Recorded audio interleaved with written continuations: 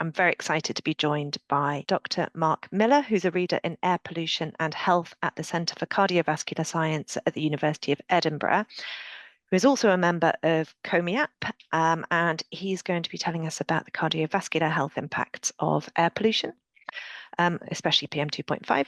Over to you, Mark.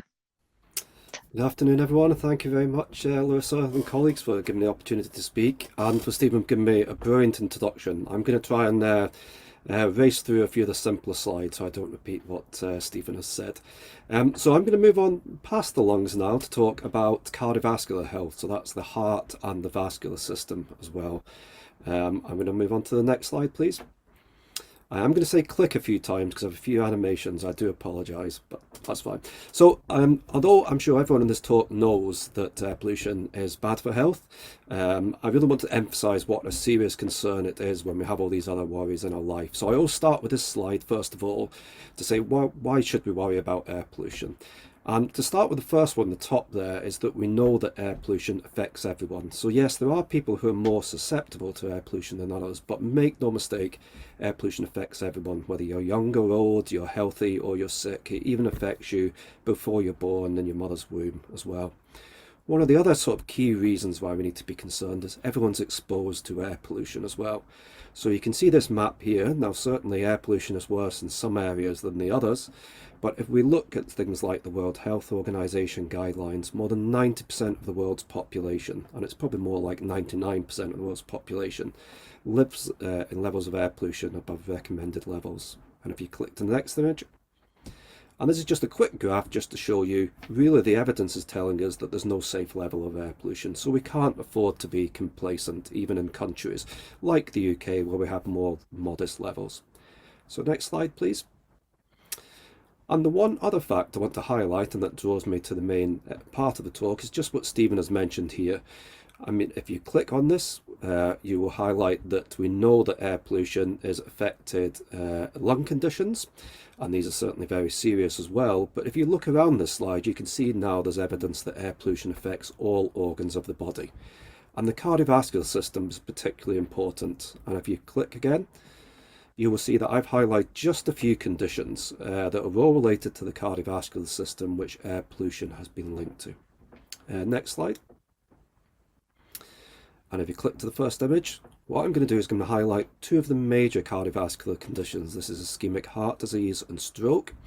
And I want to highlight these because these are very common diseases. They're common the world over, but they're also very serious diseases and they're linked to fatal events like heart attacks and stroke. And these are fatal events, so it's linked to deaths. And if you move to the next image, what this little pie chart here is, this is really just has gathered the evidence to show here's the deaths that are linked to air pollution. This is the causes of people dying early. And if you click again, what I've done is I've highlighted the red areas, and these are the areas that the deaths that are caused by heart disease and stroke. And so what you can actually see is, because these are such fatal events, about 70% of the deaths that are linked to air pollution are actually due to cardiovascular conditions. And if you click once more, and this is not just heart disease and stroke, we've now become aware that actually air pollution affects the cardiovascular system in lots of different ways, being linked to heart failure, heart attacks, abnormal heart rhythms. And click again. And it's also linked to a number of other risk factors such as high blood pressure, and it's linked to other common conditions like diabetes and kidney disease, which have cardiovascular complications. And this again is one of the reasons why air pollution is so serious. And next slide. So a lot of the evidence that we talk about in the science really is focused on urban air pollution, so traffic and industry. But tonight is more about wood smoke. So that really begs the question, how does air pollution from wood smoke affect the heart and circulation? Now there's a lot less scientific evidence on there, but there certainly is a reasonable amount now, and I've tried to pick out a few. So if you go to the next slide. So the first thing is just what Stephen says, and I don't want to dwell on this any further, but Stephen's mentioned that air pollution from wildfires is linked to hospital admissions and death. This is not just from respiratory disease, it's from a range of cardiovascular conditions. And next, click again. The other thing is moving a bit closer to home, if you pardon the pun, and that's looking at solid fuel use in homes as well. Now, we tend to consider this more in relation to low and middle income countries that are using wood or other vegetation to cook and heat their homes as well. And you can certainly see from this map that regions like Africa, there's much more solid fuel use. If we click again. This is just a little bit of data from a report that was recently published by the World Heart Federation, and I just want to highlight the statistic that polluting solid fuel use is now linked to more than 1 million heart disease deaths and over 700,000 stroke deaths, and that's every single year when you look at this globally. And the last figure, if you click, is actually looking at the different sort of countries by their wealth, and clearly this is a much bigger problem in lower middle income countries, and you can see in the left there's a very low level for higher income countries, but that doesn't tell you the whole picture, because we don't really measure solid fuel use particularly well in high income countries like the UK, because it tends to be not the primary fuel we use for our cooking and heating. So we need to actually delve into the evidence in a little bit more detail. Next slide. So finding this evidence is a little bit more tricky. So I spent a little bit of time sort of digging out a few of these studies, and I picked a few examples in Sweden, Canada, the northern United States and New Zealand, where we have communities in high income countries that do have a high use of wood as a fuel. Click. And certainly domestic fuel use can actually account for about 80% of the particles in the air, especially in the winter months as well. And you do see clear links between these particles in the air and hospital admissions. The more tricky thing is not necessarily cardiovascular deaths. This tends to come a little bit later in the research. But there are 2 studies, both in Tasmania and in Seattle in North America, where we do actually see links between wood burning in homes and actually links to cardiovascular health. I'm going to highlight 2 other studies at the bottom there, and that's one in Tasmania in Australia, where they compared 2 cities that were very, very similar, except one city had wood heater replacement policies, and it had a lot fewer cardiovascular deaths in the winter.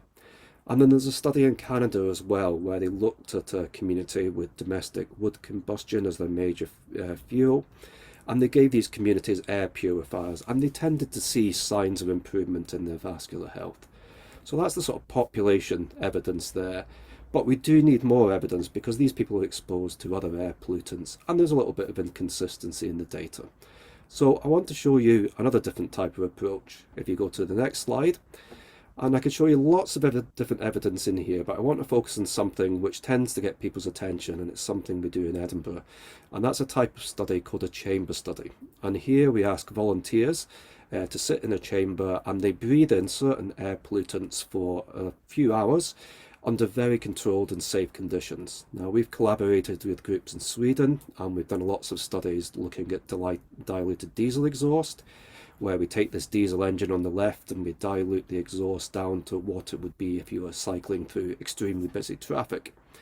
And then after this, if you click again, we take the participant to our clinical research facility, and we've got lots of fancy techniques to look at the cardiovascular health. If you go to the next slide.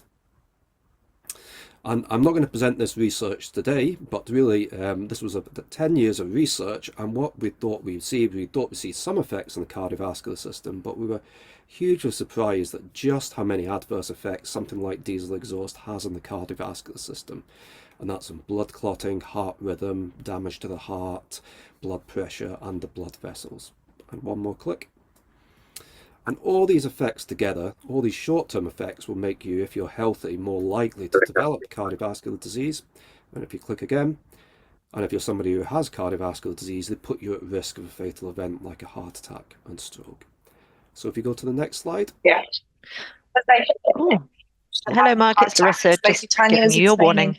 The way that they do it. And someone is, yeah, thank you. No problem at all.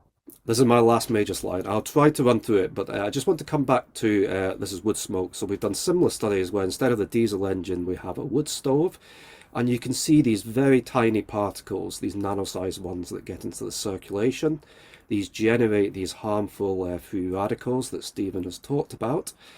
And I just want to show you a couple of graphs. They're a little bit complicated graphs, but essentially what's happened is we've asked a volunteer to either breathe filtered air or wood smoke. And what we see is if the person has breathed wood smoke, their arteries aren't quite as healthy as they are. They're a bit more sluggish, they're less responsive. If you click again, if you look at the heart, one more click, people who have breathed the wood smoke, they tend to have faster heart rate, but they have changes to the heart rhythm where their heart rhythm is not quite as appropriate as it should be. And click again. You can also take the blood as well, and you can look for markers, and you can see the patients of these people who are breathing wood smoke have more inflammation in the blood, and the blood is a lot more likely to clot. So all these things together tell you that actually wood smoke is actually harming cardiovascular health in many different ways. And if you just go to my last slide here, this is just the conclusions. It's just to say we need to bear in mind that the cardiovascular effects of air pollution are substantial, and this includes wood smoke as well. It has many adverse effects on cardiovascular function. And one more click. What I do need to emphasize though is we still have limited evidence. All the evidence is telling us harmful, but we need to build up a bigger picture, and we need much more awareness of the health effects of wood smoke in different organs of the body. And of course that's what we're doing here tonight. So if you click again, I'll just say thank you for listening. Happy to take some questions at the end of the session.